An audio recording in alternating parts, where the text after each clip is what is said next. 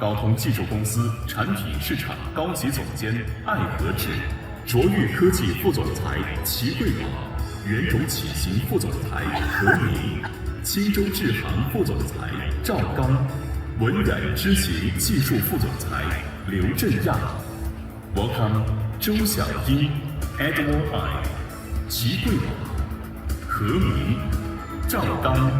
刘振亚。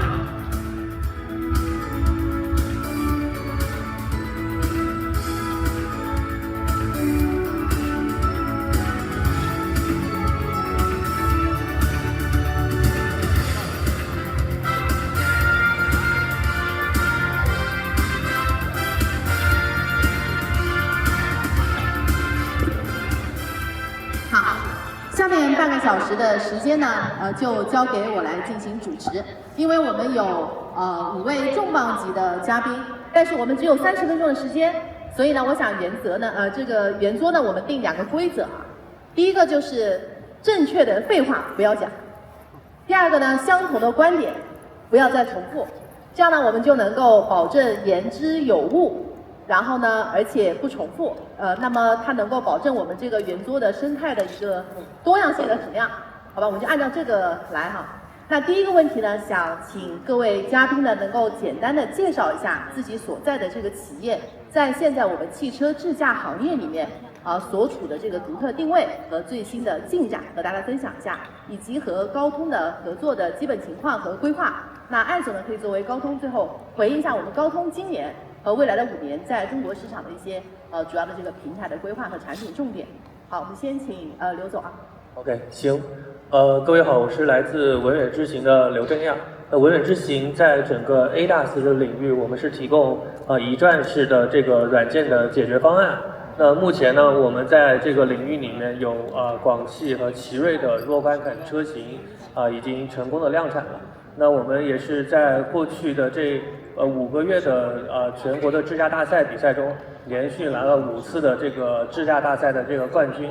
也体现了文远在这方面的这个技术的能力。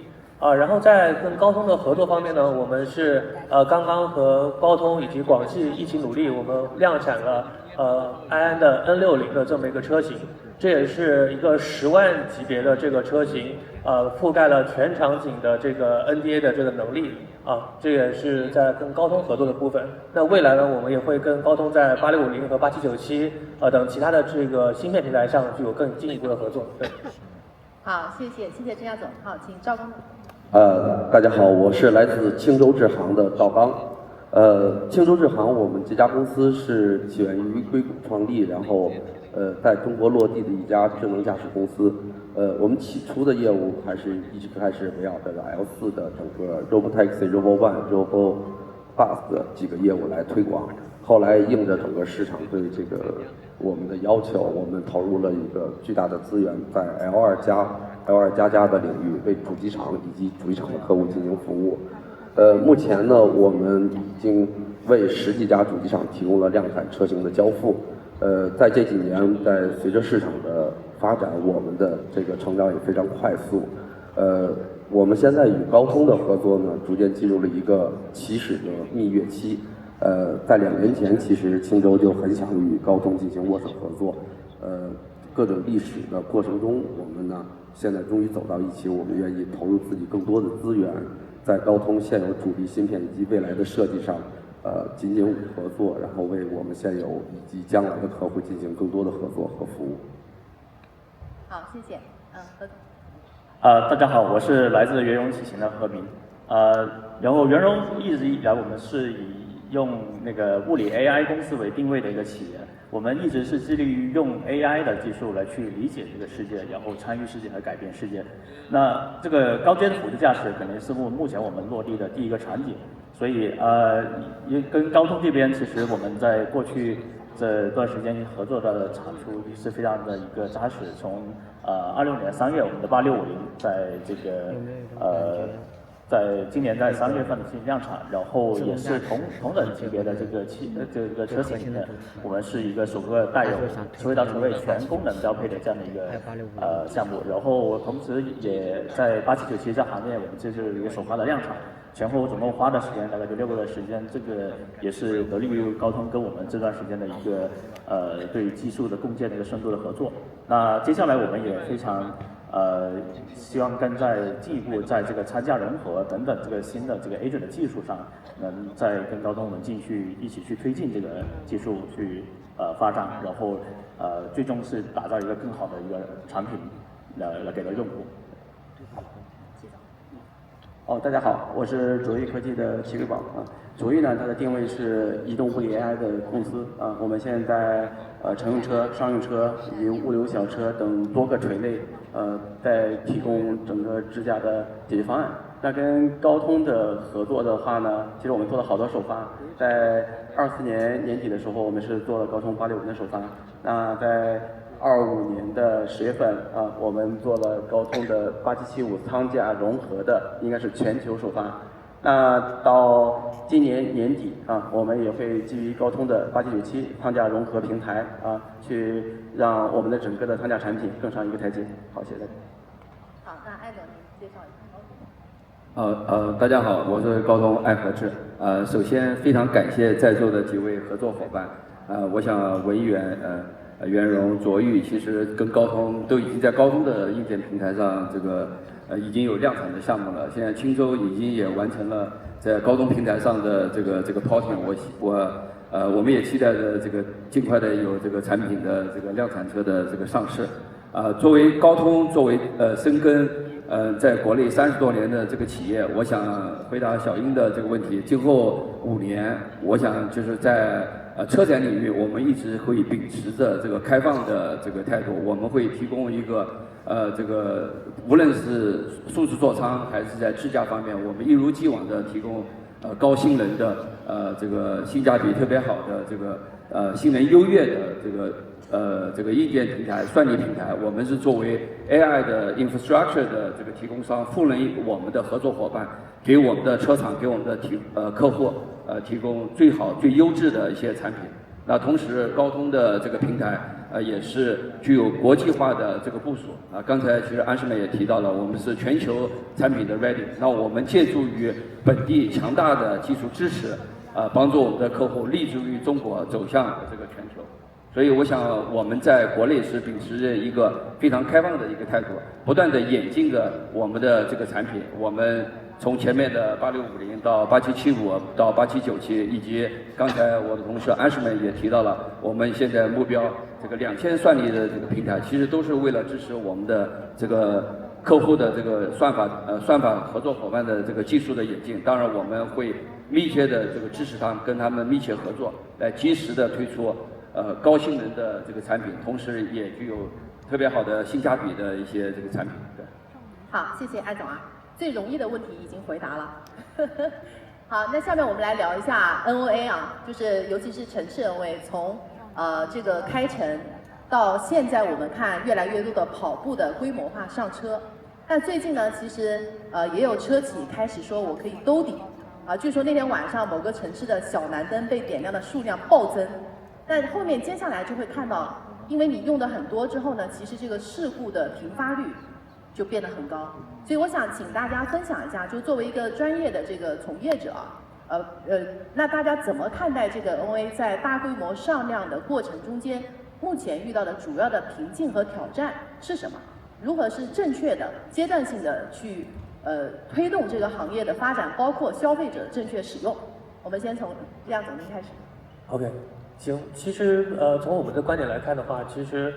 文远既做 L4又做 L2，那 L4很重要，就是要保证完全的安全，它是一个无人化的这么状态所以就是文远有一个很好的契机，就是我们把我们大量的 L4的技术去用到我们现在 ADAS 的这套系统里面。那所以做出来的产品的整个安全性其实是跟 L4同源的，这是第一点。我觉得从技术方面，我们去提升它安全性的方式。那第二点呢，就是可想象的是 L2的用户大家会把车开到各个地方，那各个地方总会有一些可能 ODD 的corner case 会出现。那我们也是希望通过我们用我们自己世界模型的这样的仿真平台来生成更多的这些corner case 的场景。那通过这些场景来帮助我们去做一个模型的迭代。那最终就是通过这2块的努力，然后一起把整个模型的性能逐步的往上提。那最后一点就是说，当我们有更高算力的情况下，我们可以把模型的这个模型的数量或模型大小扩大，那肯定会更进一步的去提升整体的 NOA 能力。对，就是有新的这个路径了啊。好，那我们赵光总。不能重复啊，朋友们，不能重复。不重复，不重复。现在其实大家从业者都知道，就是从2年前的 VLA 到现在的这个一段式端到端，还有我们面临的即将能够诞生的一个 VLA 和更高的这种技术。其实伴随这些技术的发展，它的原动力是客户的需求，客户他越来越认可我们接管的里程数越来越高。安全、舒适性、体验感越来越好，那这些技术的成长，它其实底蕴伴随的是需求，需求伴随的效果是它的量的起量的这么一个过程和数字。那其实我们的责任感就变得更重。青州企业是在今年我们更新迭代了自己的这个价值观和理念。我最喜欢我们价值观的一个词儿就是安全向上。安全呢摆在了头位。其实我们现在已经为100万个用户提供了我们的 NOA 驾驶的这个软件站。那未来我们每年可能有100万甚至更多的客户在使用我们的产品。那这个数字可不是我们2年前的1万几千，它是100万个人、100万个生命、100万个家庭。安全向善其实最重要啊，技术站是为这个安全和向善进行服务的。所以呢，从这个整个理念来讲，我们觉得，我们要担起自己对安全和生命的责任感，然后为社会贡献最高阶，而且不断迭代的产品和技术，这个才是最终的一个路径。现在技术发展的状态，我们已经完成了这个一段式端到端的上车以及规模化量产。我们即将面临的挑战就是巨大的体量的使用的用户的安全，以及对我们提出的安全以上的体验的诉求，满足他们的诉求。我相信这个最终的结果 L3 也好 ，L4 也罢，我们都可以做到最终的实现。我相信这个市民的速度在加速，我们也会很快达到这个要求。对，肯定目前整个行业这2年，反正在自动驾驶包括辅助驾驶这块的这个应用会越来越广。然后，其实目前面临的问题，确实也是整个行业大家都在共同去面对的一个是我们称之为长尾问题嘛，对吧？长尾问题其实我们不仅仅是说是一种这个极端的感知或者这种数据少见，它更多还是说这种产品极端天气或者在这种所有的条件配合在一起的情况下，在这个场景下，我们应该去怎么去思考？像人，我们应该是怎么去响应这个来去驾驶？那一种方法，我们当然是肯定需要海量的数据，对吧？然后另外，我们怎么去解决这种长尾的问题？就好像我们也许去通过大量的海量的工程的方法来去解决我们这所有的这种数据应该怎么去训练，或者通过我们别的新的范式的技术来去落地，这个其实也是我们目前一直在去这个努力去探索的这个技术。因为我觉得是像人类开车一样，我们不是说看遍了这个成千上万的这种场景我们才学会开车，而是我们学会了理解这个世界，我们知道这个世界应该在这种场景下我们应该怎么去处理。所以这里面我觉得在接下来这个发展上，可能会尤其在大模型这一块，我觉得会有一些新的范式的技术的落地，这个也是我们希望在这2年在这个行业里面会看到这样的变化。好，刚刚大家都提到了，我觉得就是其中一个点就是说模型本身以及这个数据啊。那对于卓翼这边来讲的话呢，我们从原来的端到端，现在也引进到我们的多模态的机模。那数据这一块的话呢，我们靠着数据闭环也在不断的去丰富我们场景的数据。那此外的话，我想补充另外一个点，就是当我们看到这个模型越来越大之后那大家会对于整个算力的效率和成本就会很关心我想这个可能是后面一个新的挑战算力和成本回到了艾总这边。对，其实你刚才讲的这个问题，其实我觉得除了算法、模型这些数据需要关注之外，我觉得其实功能安全也非常重要，就是防止这个 ECU 的控制器的这个失效，以及在失效的情况下如何的安全的退出。那我觉得无论是对车还是对车里的乘客、司机的一个安全的保护也是非常非常重要的。我觉得这个方面其实高通在底层的硬件平台上，我们其实也是有布局的。我从我们的角度来讲，过去几年中国高速发展，大家模型都是做了很多，但是功能安全，我觉得其实我们也是到时候来提到议事日程上来更加的强调功能安全，以人为本，这也是非常重要的。是，那么前段时间大家应该看到这个马斯克也是访华随行团里面非常重要的这个大咖啊，就是。那么在我们行业里面，其实会关注的是它的 FSD 的 Supervisor 版本，入华的这个呼声。如果大规模上量，应该是一条巨大的鲶鱼。那我想大家怎么去看待这个入华可能带来的冲击？如果从中国智驾产业的发展上来讲，什么是我们护城河，是我们的优势？尤其它的功能还收费啊，这个我们讨论一下，刘总您来。那可能不收费也是一种优势吧。对，我觉得是这样的，就是从 FSD 入华，我觉得本质上是一件非常好的事情。那也就是说，在国内这个场景，几乎全世界最优秀的方案、最优秀的算法全摆在线上。那么对于国内的消费者来说，你就有最好的这样的一个选择的这么机会。那从文远的角度来说呢，第一个就是我们态度肯定是欢迎，因为我们希望能把全世界最优秀的这个算法放在一起做比拼，来看一看大家的这个水平到底差距是一个什么样的一个状态。我觉得可能现在这个时间 FSD 入华比当时特斯拉入华的新能源的状态来说，中国的智驾的水平的发展比当时要更好一些。对，所以我们是非常欢迎的。那第二点，从文远自己的角度来说，我们希望通过跟本土化的这个数据以及和我们的就是合作伙伴一起努力把我们的车做得非常有质价比。希望通过这一点也很好的会形成一个竞争的优势。对。所以你们首先是不害怕 PK， 第二是要抱团打架，对吧？其实是给消费者更多的选择。对。好，赵刚总。当然是欢迎的心态了。首先，这个 FSD 也好，特斯拉也好，它并不是我们在座几位的竞争对手哈，对，它是主机厂。它给我们更多带来的是汽车这个产品在社会上对我们刚才发言的几位汽车领导的冲击会更大一点。但它更多的是我们的学习的榜样。老实讲，那个在2年前，如果它的产品进入中国市场，对我们来讲，就像慢跑、长跑一样，它可能领先我太多，我连看都看不到它的影子，所以我会害怕，我不知道能不能追得上。但坦白，我们现在在座几位应该都能看到它了，而且我们很接近它。我们的护城河是什么？其实就是我们在座这几位我们优秀的几家算法的公司，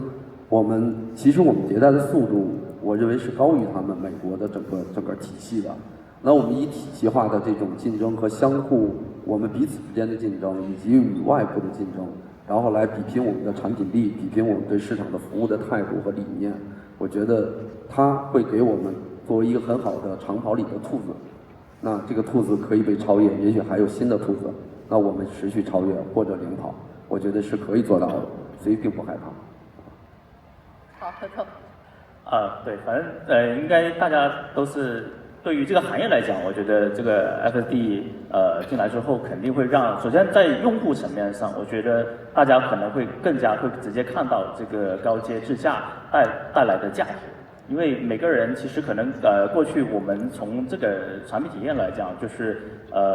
我们每个用户对这个智驾的信任度和这个体验感，其实这2年也一直在逐步在爬升的过程。那我觉得它随着这个 FSD 进来之后，我相信这一块对整个智驾的这个行业来讲，我觉得是一个正向促进的作用。那对于圆融来说，我们其实一直以来本身也是做一个这种物理 AI 的这样的一个目标来去做。我们其实对于后续怎么去把这个智驾这个 AI 的能力去提升，那首先我觉得我们这个一直在去打造一个类似40B 这样的一个基座模型。我们希望通过这样的一个大模型的这个技术，因为我们大家应该26年应该非常感受到一个大模型对于我们的工作、对我们的生活带来的整个质的变化的这样的一个影响。所以我觉得相信在自动驾驶或者在对于这个高级辅助驾驶这个行业里面，我觉得一个大模型这样的一个新的范式的技术，它肯定会对整个行业的变化和对这个产品的这个体验会在未来这段时间内会有一个比较大的变化。好，那我主要就说几点，就是我们可以差异性的去竞争的点。那第一个点的话，就是在技术方面国内的整个的迭代速度其实还是蛮快的我们要更敏捷先去追赶然后争取去超越。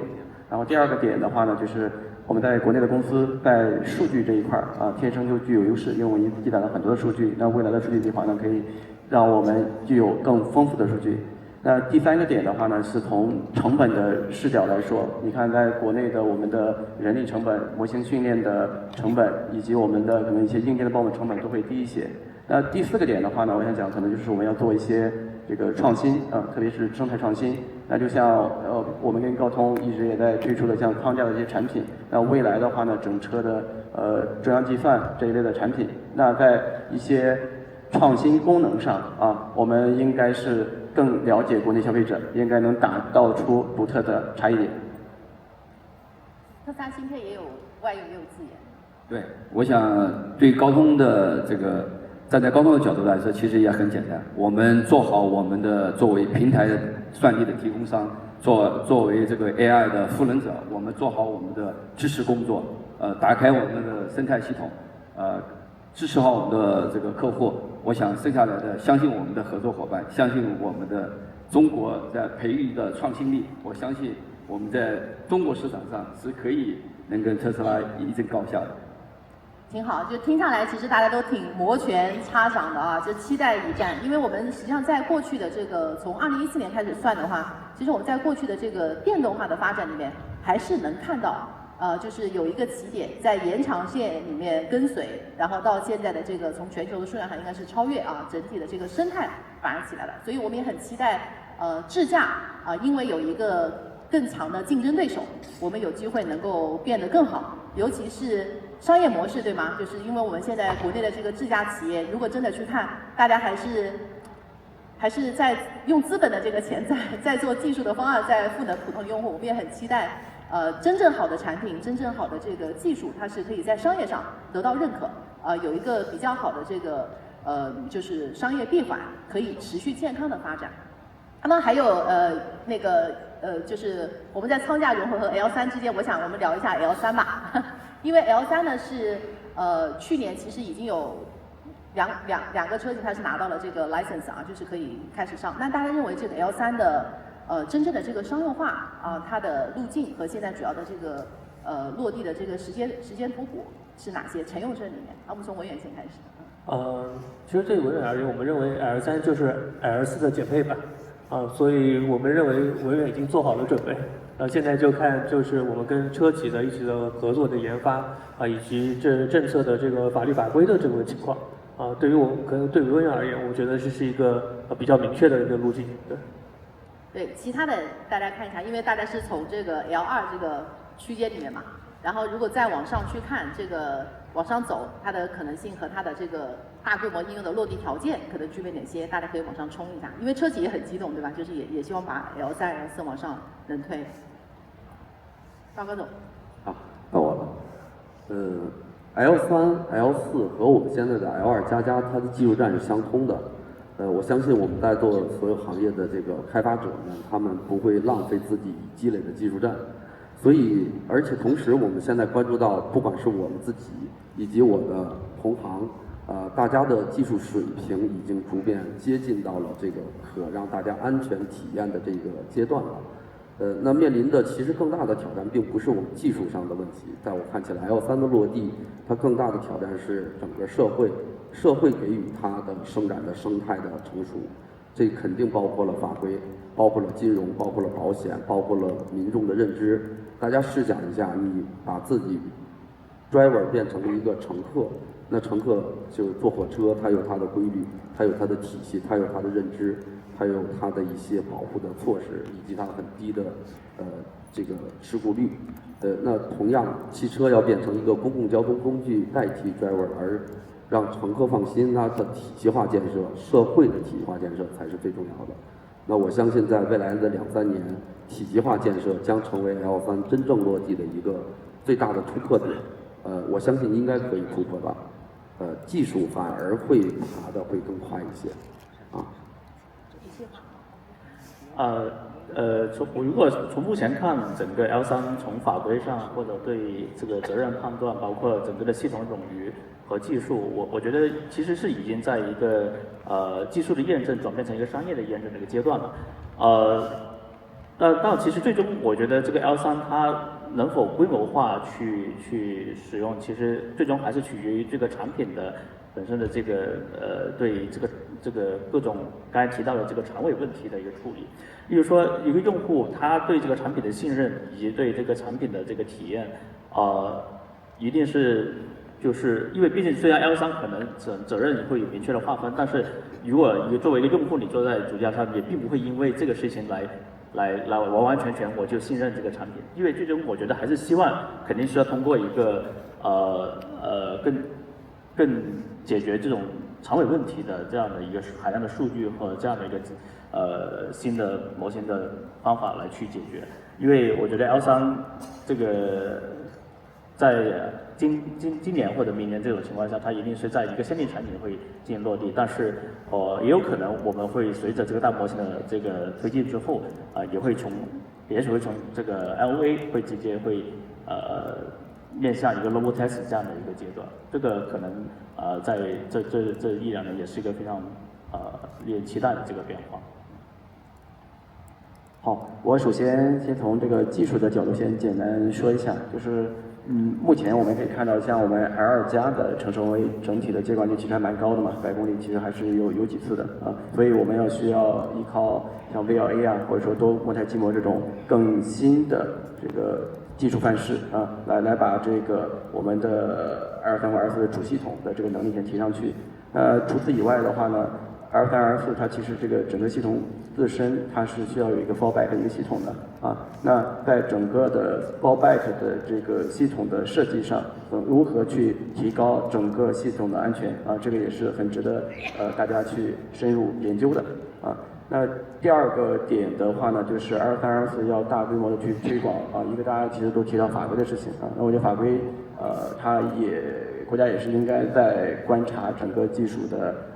成熟度如何。另外一方面的话呢，可能我们还要关注整个 L3、L4，特别是 L4对于社会的影响，对吧？因为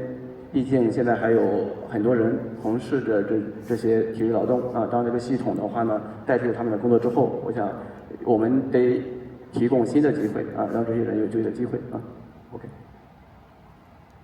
对，我想呢，至于 L3、L4大规模应用，我想除了刚才几位合作伙伴提到的政策、法令、法规的一方面的这些考虑之外，技术层面也是另外一个考虑。其实刚才讲的，当然我想讲的第3点一点，其实我觉得成本也是一个非常重要的，因为尤其我们要实现人人具有 L3、L4的这个自动驾驶，甚至至少是每个家庭有这种L3、L4的这个乘用车，那成本是一个非常重要的考虑。就像文远，他们现在也有无人驾驶在路上跑，但是这个无人驾驶车并不是能够走入千家万户、走入每个家庭人人拥有的。所以在这个平台，在这个意义下面，其实高通能够提供能够达到 L3、L4的解决方案，依赖于我们合作伙伴开发面向 L3、L4的这种产品。那同时我们也能够保持成本可控，这个无论对车厂还是对消费者的也是非常非常重要的。我觉得这也是能够落地大规模应用的一个先决条件。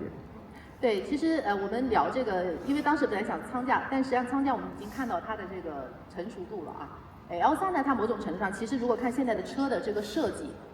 它已经开始把一些离散的功能，包括座椅，它已经慢慢适配那个场景。然后因为又开始有示范，还有就是如果大家关注到现在很多海外的这个游客到中国来打卡，必打的肯定是要体验一下中国的这个无人驾驶车，所以慢慢在形成一种生态的这个凸显，就是还是很值得期待未来2、3年 L3在中国的这个真正的这个上路和大规模的这个应用。那么还有一点点时间，最后一个问题呢，我想因为我们今天是在无锡来参加高通的这个技术与合作峰会的这个契机才能够相聚在一起，所以最后一个问题呢，我想请各位嘉宾分享一个在跟高通合作过程当中的一个点赞，也不能重复然后在未来的合作过程中的一个期待，这样的话，艾总呢可以收到点赞，也可以响应期待，好不好？刘总先开始。对，其实跟高通合作非常密切，我觉得点赞的时刻非常多。就是很多时候我们遇到问题，特别遇到一个卡点的问题的时候，我们高通工程师及时的去给我们做支持，甚至连夜帮我们去做一些相关的支持。我觉得这一点都是很多个点赞的时刻吧，就是感同身受。对。然后从期待角度，我就希望能有更多的支持，让我们在更多的芯片上能有更好的发挥。对，就是点赞也是支持，期待是更多的支持，对吗？对对对。那是不是因为支持的不够多？再接再厉吧，对这个。好，刘总。赵刚才。被支持我们也享受到了，所以重复的话就不再次感谢了。我说的是我跟高通交往的这几年来，我感觉最大的收获和喜欢的点是朴实、落地，我感觉很务实的一个文化。然后呢，所有的每一个细节，我们的交互之中的每一个节点，我都感觉很实在，所以这个是我很享受的一个过程。实在是一个点赞点，对吗？没有期待吗？期待，其实我觉得我应该做出更多的成绩之后再做更多的期待。现在支持其实已经够了。你就不想谈下价格？那我简洁一点，就是点赞就是这个资源响应非常好，然后那个合作非常深入。那期待的话就肯定会有更高的算力，成本更有优势。好，点赞的话，我觉得高通的产品定义的这个刀法相对还是比较准的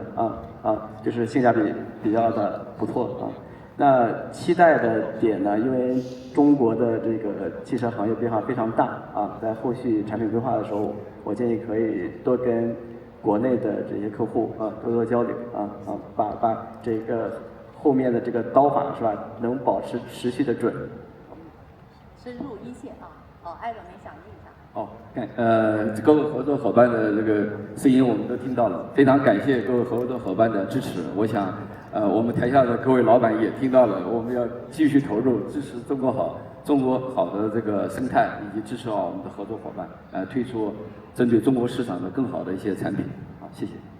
非常好，其实我们能够看到，现在基本上全球的主流的车企和 Tier 1都在积极的拥抱中国的生态。虽然市场的竞争很残酷，但是因为中国的生态确实很强，所以接下来我相信是中国方案向全球一个大的开始。那这里面要通向全球，像芯片的这种非常重要的这个技术底座我们说基建它跟当地生态的融合会变得极为重要，所以我们也期待高通的未来和生态合作的未来能够越来越好。那我们的圆桌环节呢就到此结束，谢谢大家。谢谢小英。谢谢。